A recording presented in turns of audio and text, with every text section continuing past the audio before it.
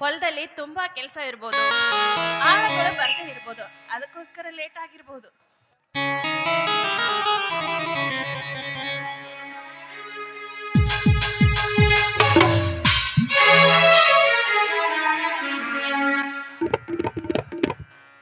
ಯಾಕಪ್ಪ ಸಿಂಧೂರ, ಯಾಕೋ ಕಣ್ಣು ಹಿಡ್ಕೊಂಡು ಬರ್ತಾ ಇದೀಯ? ಯಾಕೆ, ಏನಾಯ್ತು? ಅವರ ತೋಟದ ಹೊಲದಲ್ಲಿ ಶೇಂಗದ ಹೊಲದಲ್ಲಿ ಕೈ ಕಸಗಡೆ ಕಿತ್ತುವಾಗ ಕಣ್ಣಲ್ಲಿ ಸ್ವಲ್ಪ ಕಸರು ಬಿದ್ದಿತ್ತು ತಾಯಿ. ಅಲ್ಲೋ, ತೋಟದಲ್ಲಿ ಕೆಲಸ ಮಾಡುವಾಗ ಮೈಯೆಲ್ಲ ಕಣ್ಣಾಗಿರ್ಬೇಕು ಅಂತ ನಿನಗೆ ಎಷ್ಟು ಸಲ ಹೇಳಿದೆನೋ ತಾಯಿ. ಈ ತುತ್ತು ಒಡಲಿನ ಚೀಲ ತುಂಬಿಸಿಕೊಳ್ಳಲು ಬಂದ ಈ ಅನಾಥನ ಮೇಲೆ ಎಷ್ಟೊಂದು ಪ್ರೀತಿ ವಾತ್ಸಲ್ಯ ತಾಯಿ ನಿಮ್ಮದು, ಎಷ್ಟೊಂದು ಪ್ರೀತಿ ವಾತ್ಸಲ್ಯ. ಸಿಂಧೂರ, ಬರೀ ನೀನು ಈ ಮನೆಯ ಆಳಲ್ಲೋ, ನನ್ನ ಹೊಟ್ಟೆಯಲ್ಲಿ ಹುಟ್ಟಿದ ಮಗನಿಗಿಂತ ಹೆಚ್ಚಾಗಿ ಪ್ರೀತಿ ವಾತ್ಸಲ್ಯದಿಂದ ನಿನ್ನನ್ನು ನೋಡ್ಕೊಂತ ಬಂದಿದ್ದೇನೆ. ಅಂದಾಗ ನಿನಗೆ ನೋವಾದ್ರೆ ಈ ತಾಯಿ ಸಹಿಸ್ಕೊಳ್ತಾಳೇನೋ? ನೋಡು, ಇನ್ಮೇಲಿಂದ ಈ ಮನೆಯ ಆಳು ಅಂತ ಇನ್ನೊಂದ್ಸಾರಿ ನೀನು ಬಾಯಿಂದ ನುಡಿಬಾರದು. ಅವರ ಬಾಯಿ ತೆಪ್ಪಿ ಮಾತನಾಡಿದ್ದೆ. ನನ್ನ ಉಸಿರು ಇರೋವರೆಗೂ ಈ ದೇಶಗತ್ಯ ಮನೆತನದ ಸೇವೆ ಮಾಡುತ್ತಾ ಈ ನಿಮ್ಮ ಮಡಿಲಿನಲ್ಲಿ ಪುಟ್ಟ ಕಂದನಂತೆ ಆಟವಾಡುತ್ತಾ ಇರ್ತೀನಿ ತಾಯಿ. ಸಿಂಧೂರ, ಬಾರೋ ಇಲ್ಲಿ. ಕಣ್ಣಲ್ಲಿ ಏನ್ ಕಸರು ಬಿದ್ದಿದೆ ಅಂತ ನಾನ್ ನೋಡಿ ಸೀರೆ ಸೆರಗಿನಿಂದ ಅದನ್ನು ಸ್ವಚ್ಛ ಮಾಡ್ತೀನಿ, ಬಾ. ಬೇಡ ತಾಯಿ, ಬೇಡ. ನಾನೇ ಒಳಗೆ ಹೋಗಿ ಒಂದು ತಾಟು ತೆಗೆದುಕೊಂಡು ಅದರಲ್ಲಿ ಒಂದು ಚರಿಗೆ ನೀರು ಹಾಕಿಕೊಂಡು ನನ್ನ ಕಣ್ಣನ್ನು ಸ್ವಚ್ಛ ಮಾಡಿಕೊಳ್ಳುತ್ತೇನೆ ತಾಯಿ, ಸ್ವಚ್ಛ ಮಾಡಿ. ಇದಕ್ಕೆ ನಿನಗೆ ದಡ್ಡ ಅನ್ನೋದು ಅಲ್ವೋ? ತಾಯಿ ಆದವಳು ಮಗನ ಸೇವೆ ಮಾಡೋದ್ರಲ್ಲಿ ತಪ್ಪೇನಿದೆಯೋ? ಹಾಗಲ್ಲ ತಾಯಿ. ಬೇಡ ಬಿಡಪ್ಪ, ಯಾಕಂದ್ರೆ ನಾ ಏನು ನಿನ್ನ ಹಡೆದ ತಾಯಿ.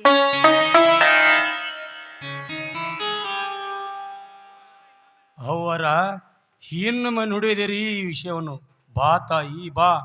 ಈ ನಿನ್ನ ಸೀರೆಯ ಸೆರಗಿನಿಂದ ನನ್ನ ಕಣ್ಣಲ್ಲಿರುವ ಕಸರನ್ನು ತೆಗೆಯಮ್ಮ. ಕಣ್ಣು ತುಂಬಾ ನೋಯ್ತಾ ಇದೆ ತಾಯಿ, ಕಣ್ಣು ತುಂಬಾ ನೋಯ್ತಾ ಇದೆ.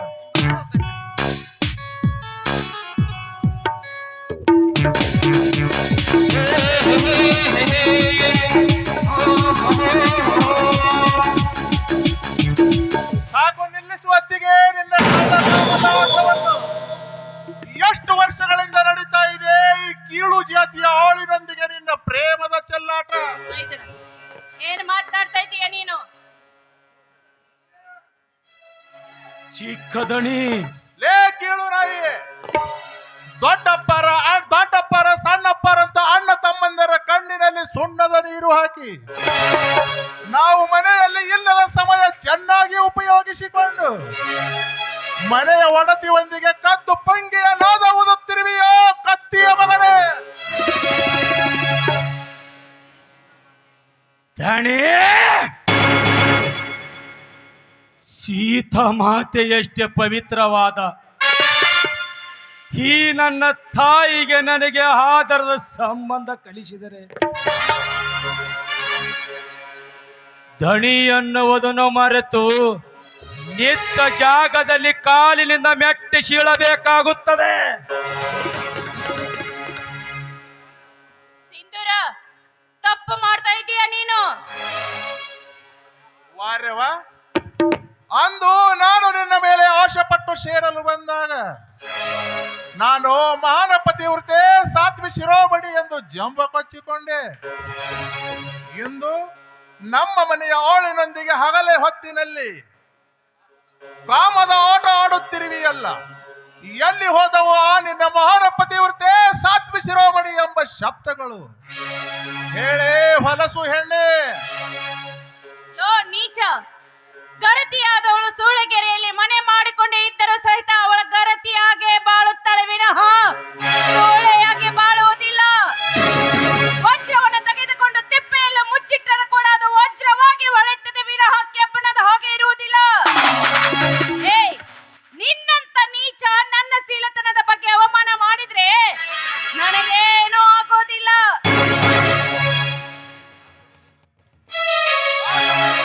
ಕಳ್ಳ ಕಾಮದ ಆಟ.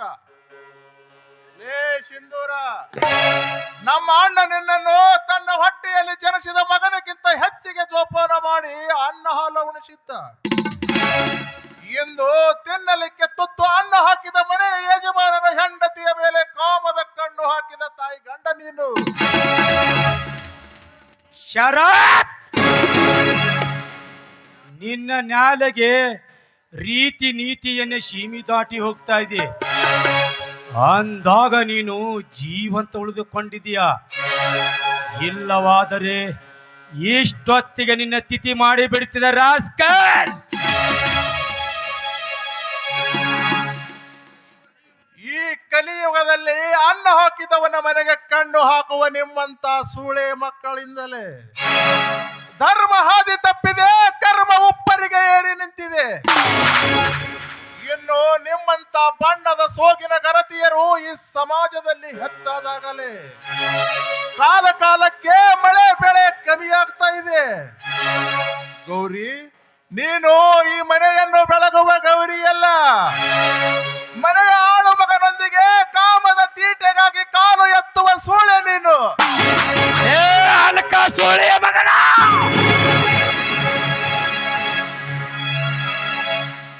ಗಂಗಾ ಮಾತೆಯಷ್ಟೇ ಪವಿತ್ರವಾದ ಈ ನನ್ನ ತಾಯಿಗೆ ಸೂಳೆ ಎಂದು ಸಂಬೋಧಿಸಿದೆಯಾ ಲುಚ್ಚ?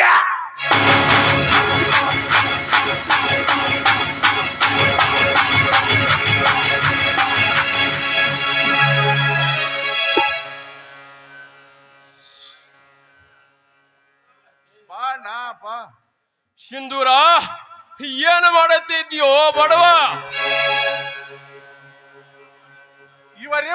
ಇವರಿಬ್ಬರ ನಡುವಿನ ಕೆಟ್ಟ ದೃಶ್ಯವನ್ನು ನಾನು ಕಣ್ಣಾರೆ ನೋಡಬಾರದನ್ನೆಲ್ಲ ನೋಡಿದ್ದೆ. ಛೆ, ನನಗೆ ಹೇಳಲು ಅಸಹ್ಯವಾಗ್ತಾ ಇದೆ. ಶರತ್, ಹಿಂದಿನಿಂದ ಹಿಡಿದುಕೊಂಡು ಇಲ್ಲಿಯವರೆಗೂ ಈ ಧರ್ಮದ ಅರಮನೆಯಲ್ಲಿ ನಾಚಿಕೆ ಪಡುವಂತ ಕೆಟ್ಟ ದೃಶ್ಯ ನಡೆದಿಲ್ಲ, ನಡೆಯೋದು ಇಲ್ಲ, ತಿಳಿಯತೆ? ಅಣ್ಣ, ಇಲ್ಲಿಯವರೆಗೆ ನೀವು ಯಾವುದೋ ಬೆಳಗ್ಗೆ ಇದ್ದದ್ದೆಲ್ಲ ಹಾಲೆಂದು ತಿಳಿದಿದ್ದೀರಿ. ಆ ಹಾಲಿನಲ್ಲಿ ಕೆಟ್ಟ ವಿಷದ ಹಲ್ಲಿ ಬಿದ್ದು ಕುಡಿಯಲಿಕ್ಕೆ ಬಾರದಂತಾಗಿದೆ ಅಣ್ಣ. ಶರತ್, ಸ್ಟಾಪ್ ಯುವರ್ ಮೌತ್.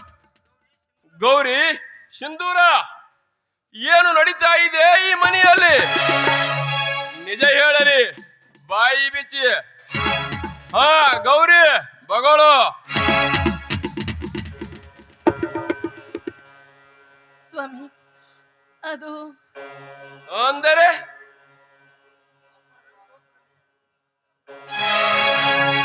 ಅಪ್ಪರ ತೋಟದಲ್ಲಿ ಕೈ ಕಸಗಡ ಕೀಳುವಾಗ ಕಣ್ಣಲ್ಲಿ ಸ್ವಲ್ಪ ಕಸರು ಬಿದ್ದಿತ್ತು ತಂದೆ.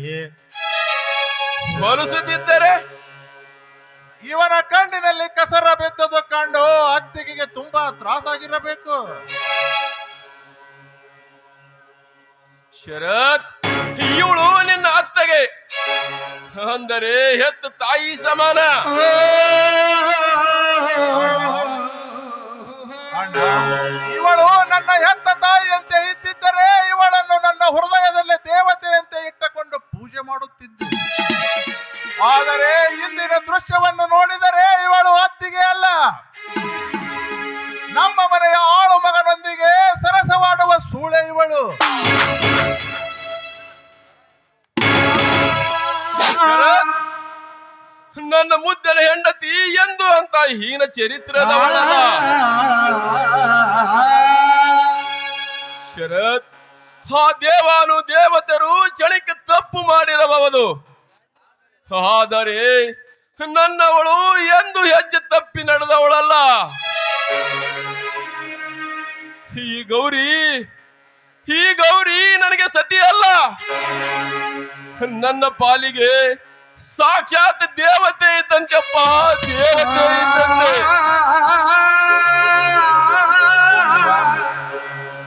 ಇಂದು ಅದೇ ದೇವತೆ ಸಿಂಧೂರನನ್ನು ತಪ್ಪಿಕೊಂಡು ಕೆನ್ನೆಗೆ ಮುದ್ದೆ ಕೊಡುವ ದೃಶ್ಯವನ್ನು ಈ ಮೊಬೈಲಿನಲ್ಲಿ ಸೆರೆ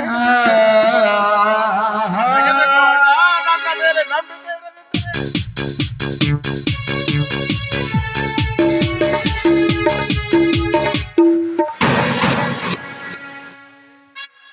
ಗೌರಿ ಸಿಂಧೂರ, ಏನಿದು ಈ ನಿಮ್ಮ ಅಶ್ಲೀಲ ಚಿತ್ರಗಳು?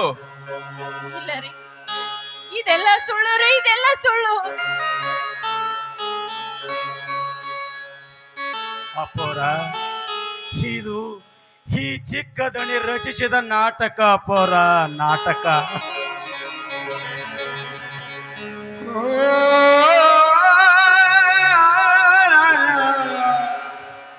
ಹೌದಪ್ಪ, ನಿನ್ನ ನಾಲಿಗೆ ನನ್ನ ನಾಲಿಗೆ ಸುಳ್ಳು ಹೇಳಬಹುದು, ಆದರೆ ಈ ಮೊಬೈಲ್ ನಲ್ಲಿರುವ ನಿಮ್ಮ ಭಾವಚಿತ್ರಗಳು ಸುಳ್ಳು ಹೇಳಬಹುದೇ?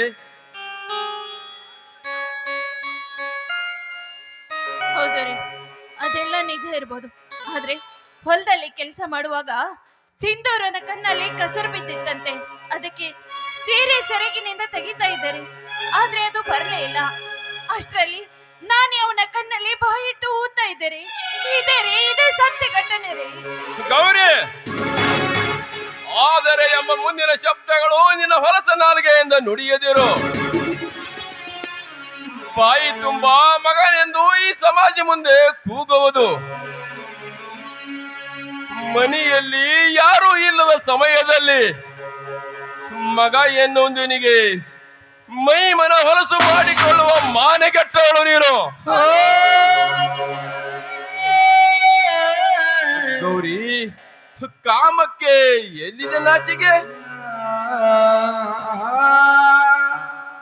ಈ ನನ್ನ ಹೆಂಡತಿ ಸತಿ ಸಾವಿತ್ರಿ ಅಂತೆ ಎದೆ ತಟ್ಟಿ ಹೇಳುವಾಗ ಸ್ವರ್ಗ ನನಗೆ ಮೂರೇ ಗೇಣು ಉಳಿದಿತ್ತು. ನಮ್ಮ ಸಂಸಾರ ಆನಂದ ಸಾಗರದಂತೆ ಪರಿಶುದ್ಧವಿದೆ ಅಂತ ತಿಳಿದಿದೆ. ಆದರೆ ನೀನು ಕೇವಲ ನಿಮಿಷದ ತೀಟಿಗೆ ಈ ಧರ್ಮದ ಅರಮನೆಗೆ ಹಾದರದ ಎಂಬ ಅಪವಾದ ಕೊಟ್ಟ ವೈಮಾಲಿನಿ ನೀನು.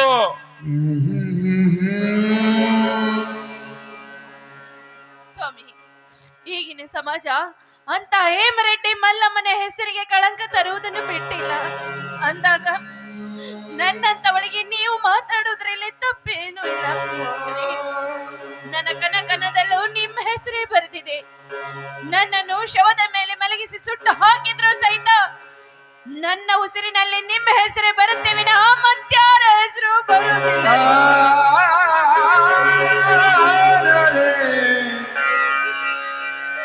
ಗೌರಿ, ನಿನ್ನ ದೇಹ ಸುಟ್ಟು ಮಾತ್ರಕ್ಕೆ ನೀನು ಮಾಡಿದ ಹೇಷ ಪಾಪದ ಕೃತ್ಯ ಸುಟ್ಟು ಹೋಗುವುದೇ?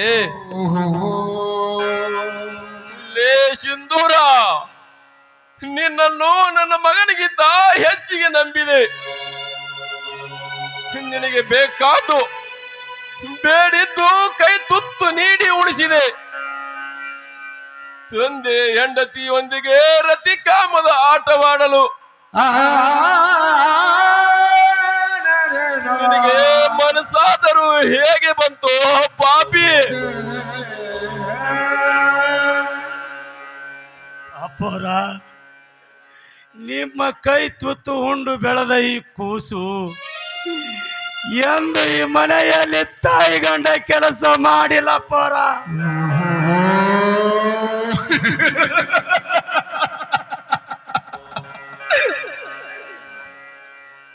ಅಪ್ಪೋರ, ಈ ತಾಯಿ ನನ್ನ ಬದುಕಿಗೆ ಹೊಸ ದಾರಿ ತೋರಿಸಿ ಕೊಟ್ಟ ದೇವತೆ ಅಪ್ಪೋರ, ದೇವತೆ. ಇಂಥ ದೇವತೆ ಮೇಲೆ ಎಂದಾದರೂ ಮಕ್ಕಳು ಕಾಮದ ನೋಟ ಬೀರಲು ಸಾಧ್ಯವೇ ತಂದೆ?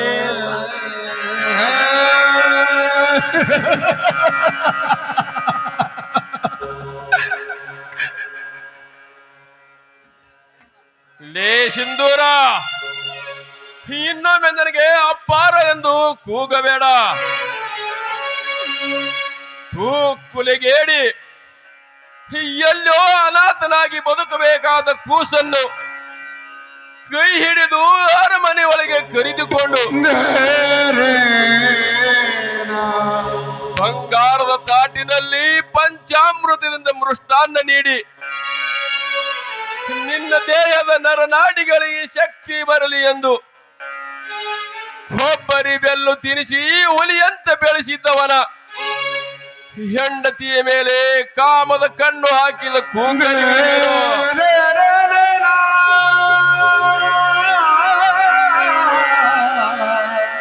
ಮೊದಲು ಮೊದಲು ತೊಲಗು ನನ್ನ ಮನೆಯಿಂದ ಆಚೆ. ಅಪ್ಪೋರ, ಹೋಗುತ್ತೇನೆ ಅಪ್ಪೋರ, ಹೋಗುತ್ತೇನೆ. ನೀವು ನೆಂಬಿದ ನಿಮ್ಮ ಹಾಳು ಮಗ ಅಂತವನಲ್ಲ ಅಪ್ಪೋರ, ಅಂತವನಲ್ಲ. ಈ ನೀಚರ ರಾಕ್ಷಸನ ಮಾತು ನೆಂಬಿ ಈ ದೇವತೆ ಅಂತ ಅವರ ಮೇಲೆ ಆಧಾರದ ಅಪವಾದ ಹೊರಿಸಬೇಡಿ ಅಪ್ಪೋರ.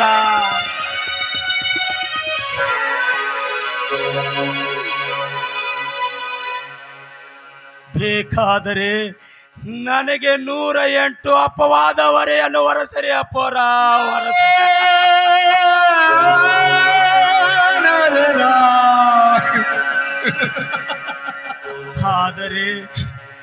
ಆದರೆ ಪ್ರತ್ಯಕ್ಷ ನೋಡದೆ ಕಳಂಕ ಪಟ್ಟ ಕಟ್ಟಿದರೆ ನಿಮ್ಮ ತಾಟಿನಲ್ಲಿ ನೀವೇ ನೋಡ ಕೆಡಬೇಕು ಅಂಡಂತೆ ಅಪ್ಪೋರ.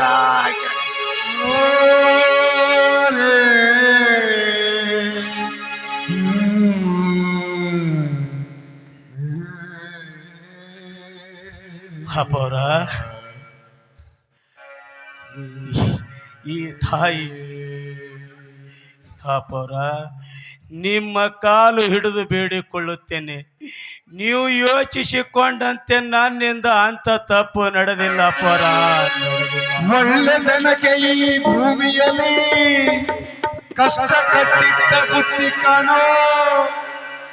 ಬೇಕಾದರೆ ನನ್ನ ಕುಲದೇವರಾದ ಶ್ರೀ ಲಿಂಗರಾಯ ಮುತ್ತನ ಮೇಲೆ ಆಣೆ ಮಾಡಿ ಹೇಳುತ್ತೇನಪ್ಪ, ಎಲ್ಲವ ತಡೆಯುವ ಶಕ್ತಿ ಒಳ್ಳೆ ಮನಸ್ಸೋರಿಗಷ್ಟೇ ಕಾಣೋ.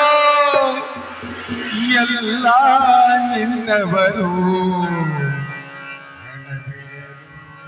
ಥು, ನಾಯಿ ಉಸಿಗೆಟ್ಟ ತಂಗಳ ರೊಟ್ಟಿ ಎಸೆಯಬೇಕಾಗಿದ್ದ ನಾಯಿಗೆ ಧರ್ಮದ ಅರಮನೆಯೊಳಗೆ ಬೆಳೆಸಿದ್ದಕ್ಕೂ ಸಾರ್ಥಕವಾಯಿತು. ನೀ ಮನಸ್ಸಿನ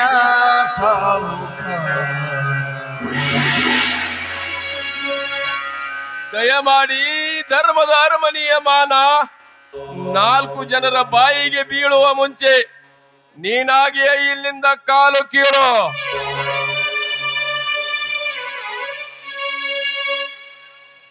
ಹೋಗುತ್ತೇನೆ ಅಪ್ಪರ, ಹೋಗುತ್ತೇನೆ. ಆದರೆ ಒಂದೇ ಒಂದು ಮಾತು, ಈಗ ನೀವು ಯಾರ ಮಾತು ನೆಂಬಿ ತಾಯಿ ಮಗನಂತೆ ಇದ್ದ ಮಧುರ ಬಾಂಧವದಲ್ಲಿ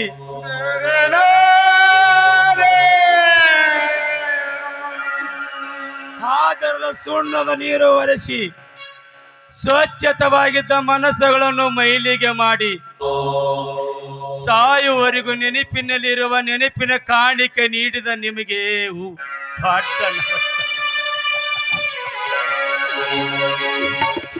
ಅಪ್ಪೋರ, ಈ ಧರ್ಮದ ಅರಮನೆಯಲ್ಲಿ ಆಳು ಮಗನಿಗೆ ಕಣ್ಣಲ್ಲಿ ಕಣ್ಣಿಟ್ಟು ನೋಡಿಕೊಂಡು ಆಳು ಮಗನಿಗೆ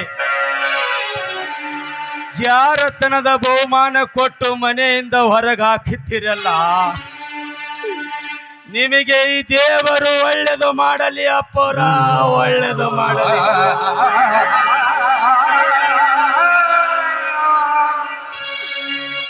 ಅಪ್ಪೋರ, ಈ ನಿಮ್ಮ ತಮ್ಮ ತನ್ನ ಸ್ವಾರ್ಥದ ಬೆಳೆಯನ್ನು ಬೆಳೆಸಿಕೊಳ್ಳಲು ಅವನು ಹಣದ ಮೋಸದ ಬಲೆ ಅಪರ, ಇದು ಅವನು ಹಣದ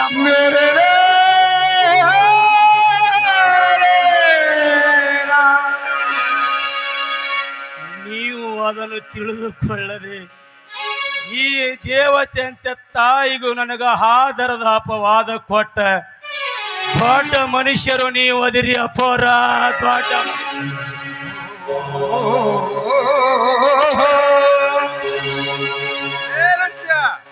ಮಾಡಿದ್ದೆಲ್ಲ ಮಾಡಿ ದೇವರಂತ ನಮ್ಮ ಅಣ್ಣನ ಮುಂದೆ ಕಲಿಯುವುದ ಧರ್ಮರಾಯನಾಗಲು ಬಯಸಿದೀಯಾ?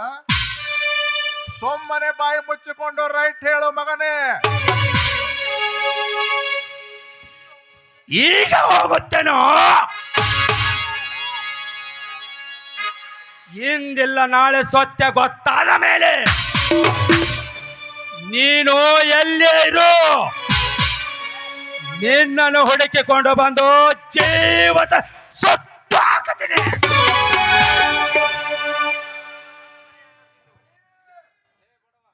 ಲೇ ಬಡವ, ನನ್ನ ಮನೆಯ ಅನ್ನ ತಿಂದು ನನ್ನ ತಮ್ಮನಿಗೆ ಗುಡುಗು ಹಾಕುತ್ತೇನೋ ಬದ್ಮಾಶ. ಅಪ್ಪರ, ಈ ಅರಮನೆಯಲ್ಲಿ ಉಂಡದ ಅನ್ನದ ಋಣದ ಭಾರ ನನ್ನ ಉಸಿರು ಇರುವವರೆಗೂ ಮರೆಯುವುದಿಲ್ಲ ತಂದೆ, ಮರೆಯುವುದಿಲ್ಲ.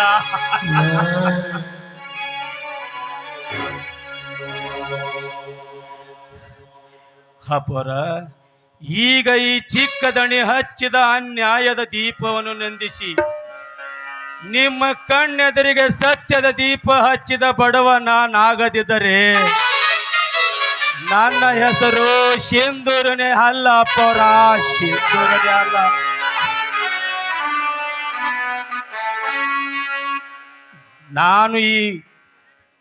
ನಾನು ಈ ಮನೆ ಬಿಟ್ಟು ಹೊರ ಹೋದ ಮೇಲೆ ಈ ನ್ಯಾಯ ಮಂದಿರ ದೇಶಗತ್ಯ ಮನೆತನದ ಹೆಸರನ್ನು ಕಿಡಗೇಡಿಗಳು ಹಾಳು ಮಾಡಲು ಪ್ರಯತ್ನ ಪಟ್ಟರೆ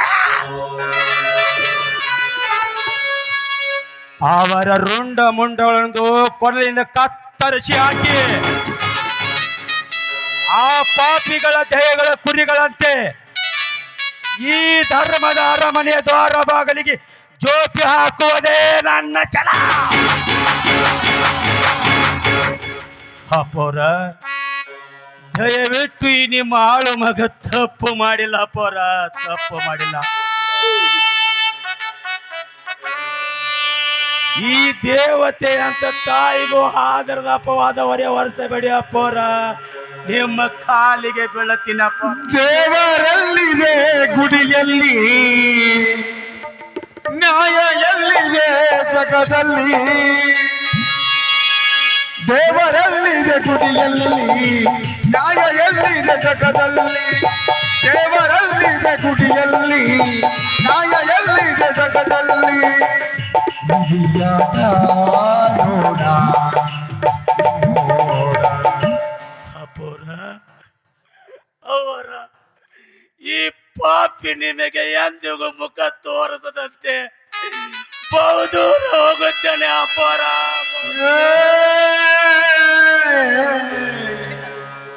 ಬೇಡ ಸಿಂಧೂರ, ನೀನು ಹೋಗಿದ್ದೆ ನಿಜವಾದ್ರೆ ಈ ಕರಾಳ ರಾತ್ರಿಯ ಸತ್ಯ ಇಲ್ಲೇ ಸತ್ತು ಹೋಗುತ್ತದೆ. ಬೇಡ ಸಿಂಧೂರ, ನೀನು ಮನೆ ಬಿಟ್ಟು ಹೋಗ್ಬೇಡ ಸಿಂಧೂರ, ಮನೆ ಬಿಟ್ಟು ಹೋಗ್ಬೇಡ. ಅಣ್ಣ, ನೋಡಿದೀಯಾ ನಿನ್ನ ಹೆಂಡತಿಯ ಪ್ರೀತಿಯ ಮಮಕಾರ? ಆ ಸಿಂಧೂರನ ಮೇಲೆ ಎಷ್ಟು ಇದೆ ಎನ್ನುವುದು.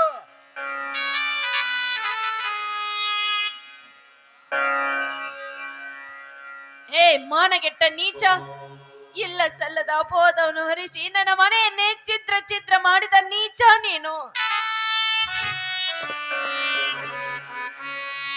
ದೇವರಲ್ಲಿದೆ ಗುಡಿಯಲ್ಲಿ, ನ್ಯಾಯ ಎಲ್ಲಿದೆ ಜಗದಲ್ಲಿ. ದೇವರಲ್ಲಿದೆ ಗುಡಿಯಲ್ಲಿ, ನ್ಯಾಯ ಎಲ್ಲಿದೆ ಜಗದಲ್ಲಿ. ವಿಧಿಯಾಟ ನೋಡ ನೋಡ, ವಿಧಿಯಾಟ ನೋಡ ನೋಡ. ದೇವರಲ್ಲಿದೆ ಗುಡಿಯಲ್ಲಿ, ನ್ಯಾಯ ಎಲ್ಲಿದೆ ಜಗದಲ್ಲಿ.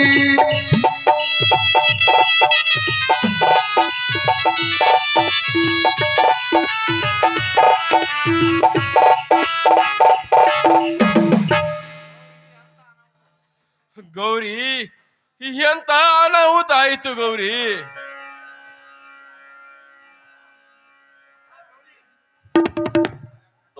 ಇಲ್ಲ ರೀ, ಇದೆಲ್ಲ ಸುಳ್ಳು. ಏ ನೀಚ, ಇಷ್ಟೊಂದು ನೀಚ ಕೆಲಸ ಮಾಡಿ ಸುಮ್ನೆ ನಿಂತಿದೆಯಲ್ಲ, ಈ ಗಣತಿಯ ಶಾಪ ನಿನಗೆ ತಟ್ಟದೆ ಇರಲಾರದು. ಅಂದರೆ ಹೆತ್ತ ಮಗನಿಗಿಂತ ಹೆಚ್ಚಾಗಿ ಪ್ರೀತಿ ವಾತ್ಸಲ್ಯದಿಂದ ನೋಡಿಕೊಳ್ತಾ ಇದ್ದೀಯ ಸಿಂಧೂರನ್ನು. ಆದರೆ ಅವನಿಗೂ ನನಗೂ ಸೇರಿಸಿ ಆದರದ ಅಪವಾದ ಹೊರಿಸಿದ್ರಲ್ರಿ. ಇದೇನ್ರಿ? ಸತ್ಯ ಏನು ಅಂತ ಅರಿಯಲಾರದೆ ನನಗೆ ಯಾಕ್ರಿ ಈ ಶಿಕ್ಷೆ ಕೊಟ್ಟಿದ್ದೀರಾ? ಇಲ್ಲ ರೀ, ನಾನು ಯಾವ ತಪ್ಪು ಮಾಡಿಲ್ಲ ರೀ, ನಾನು ಯಾವ ತಪ್ಪು ಮಾಡಿಲ್ಲ. ಪ್ರತ್ಯಕ್ಷ ಕಂಡರು ಪ್ರಮಾಣಿಸಿ ನೋಡುವಂತ ಬಲ್ಲವರು ಹೇಳಿದ್ದಾರೆ. ಆದ್ರೆ ಅದ್ಯಾವ ಸತ್ಯವನ್ನು ಅರಿಯದೆ ನನಗೆ ಯಾಕ್ರಿ ಈ ರೀತಿ ಶಿಕ್ಷೆ ಕೊಟ್ಟಿದ್ದೀರಾ? ಇಲ್ಲ ರೀ, ನೀವು ತಿಳಿದುಕೊಂಡ ಹಾಗೆ ನಾನು ಯಾವ ತಪ್ಪು ಮಾಡಿಲ್ಲ ರೀ, ನಾನು ಯಾವ ತಪ್ಪು ಮಾಡಿಲ್ಲ ರೀ. ನನ್ನ ಕಣ್ಣಲ್ಲಿ ಕಣ್ಣಿಟ್ಟು ನೋಡಿ, ನಾನು ಯಾವ ತಪ್ಪು ಮಾಡಿದ್ದೇನೆ ಅಂತ ನಿಮಗೆ ಅರ್ಥವಾಗುತ್ತೆ. ನೀವು ತಿಳಿದುಕೊಂಡ ಹಾಗೆ ಇವನು ನಿಮ್ಮ ತಮ್ಮನಲ್ಲರಿ, ನಿಮ್ಮ ಪಾಲಿನ ಯಮ ಇದ್ದ ಹಾಗೆ. ಇವನಾಡಿದ ಮಾತೆಲ್ಲ ಸುಳ್ಳರಿ. ನನ್ನ ಮಾತನ್ನು ನಂಬರಿ, ನನ್ನ ಮಾತನ್ನು ನಂಬಿ.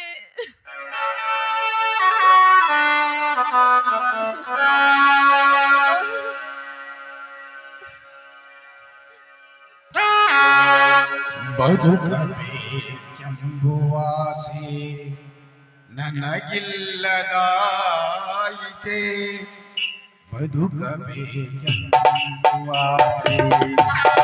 ನನಗಿಲ್ಲದಾಯಿತೆ, ಸುಖ ಶಾಂತಿ ನೆಮ್ಮದಿಯು ಹಾಳಾಗಿ ಹೋಯಿತೆ, ಬದುಕಬೇಕೆಂಬುವಾಸೆ ನನಗಿಲ್ಲದ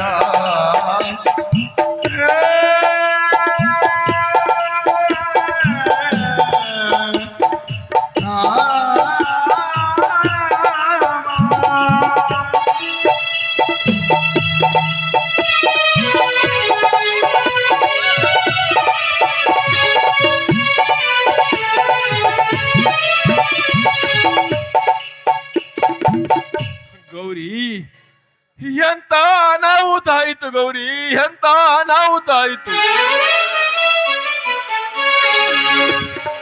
ಹೀಗೆ ಆಗಬಾರದಿತ್ತಣ್ಣ.